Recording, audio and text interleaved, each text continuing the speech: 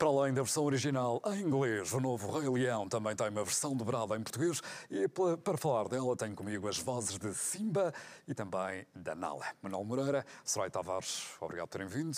Boa tarde. Dar voz a um clássico da Disney como este soa uma grande responsabilidade. Como é que foi o vosso primeiro dia no estúdio da dobragem da versão portuguesa? Lembram-se? Bom, para mim, porque nós gravámos tudo em separado, eu gravei depois da Soraya, portanto já contracenei com a voz dela, mas ela não contracenou com a minha. Mas para mim foi uma emoção muito grande, porque é um filme muito especial para mim. Eu conheço o original todo de cor e salteado.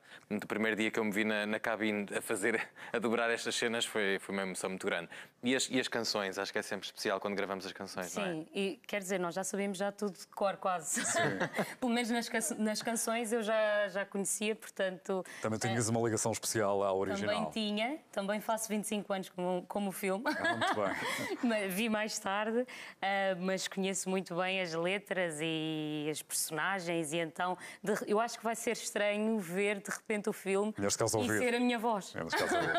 Acho que vou sentir essa estranheza, sim, ainda não vi. E interpretarem os personagens da Beyoncé e de Donald Glover na versão em inglês, fez diferença, faz diferença, aumenta a responsabilidade com os estranhos de alguma maneira ou não? Eu posso falar por mim. Eu, quando cheguei para gravar, a Maria Camões, que é quem dirigiu as partes faladas do filme, sabia muito bem o que queria. E claro que tem que ser baseado no tom que os atores americanos estão a usar, mas sobretudo o que ela nos disse foi o mais naturalista possível. Sim, exatamente. Pensem nisto quase como se fossem pessoas. Pensem como se esta situação estivesse mesmo a acontecer, ou seja, o menos cartunesco possível. Foi também esse o registro que o Donald Glover e a Beyoncé usaram e nós fomos um bocadinho atrás, mas claro que acaba sempre por ser um bocadinho diferente. Exatamente, mas eu confesso que senti alguma responsabilidade, não é? Porque há todo um boom disto da Beyoncé fazer o filme e claro que vai haver sempre as comparações e essas coisas, mas... acho que estamos todos rendidos um bocadinho ao filme, queremos todos ver o resultado final também, que ainda não vimos, nem eu nem ele.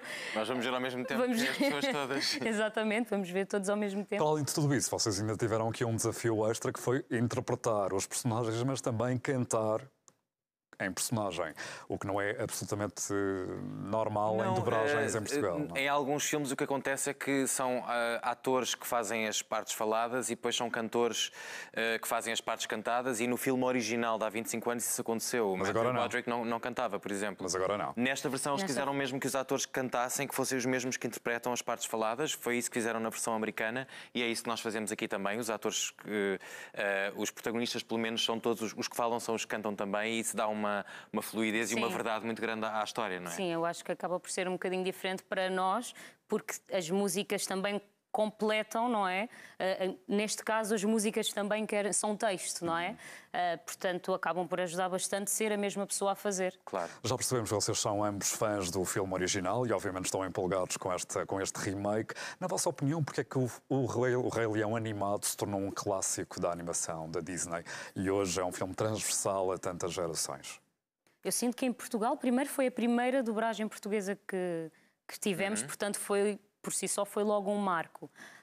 E eu acho que pela história... Sim. O Rei Leão, para já, eu acho que eu me lembro foi o primeiro filme de desenhos animados que eu vi que falava de questões de ecologia, porque aquilo no fundo fala de ecologia, fala de respeitar os seres vivos à nossa volta, o ciclo da vida, que estamos todos ligados, todos nós alimentamos certos animais e certas plantas, mas depois nós também vamos ser alimento para qualquer coisa, para a terra ou para outro animal qualquer. Está tudo ligado. Está tudo ligado no grande ciclo da vida e ensina também que ninguém é digno de liderar, seja o que for, se não tiver respeito por essas coisas todas. E isso toca, eu acho que tocou muitas pessoas há 25 anos atrás e acho que faz sentido mais do que nunca agora. O Scar é um líder ambicioso e populista como há tantos agora e que quando toma o poder, quer dizer, destrói a natureza toda à volta dele e portanto temos de estar atentos a isso mais do que nunca. E o que é que este novo Rei Leão traz de novo, sendo que é um remake quase frame a frame do primeiro? Eu acho que é uma perspectiva nova, não é? Sim, graficamente é uma interpretação nova. Eu acho que sim e por ser diferente nesse sentido e acho que também está mais real, não é?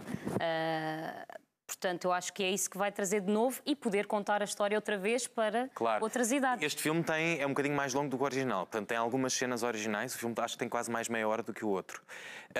E além disso, traz esta interpretação nova. O primeiro é animação tradicional, portanto é mais cartunesco. E este tem uma nova roupagem. Este é uma roupagem um bocadinho mais realista, mas passa exatamente a mesma mensagem. Eu acho que são duas leituras diferentes. É uma comemoração dos 25 anos do Rei Leão. Manuel Moreira, Soraya Tavares, muito obrigado por terem vindo ao Cinebox do Jornal da Uma, e por hoje ficamos com os filmes aqui em dia, mas há muito mais para ver no Cinebox deste fim de semana na TV 24. Um dos destaques vai ser um documentário sobre e com Tony Carreira.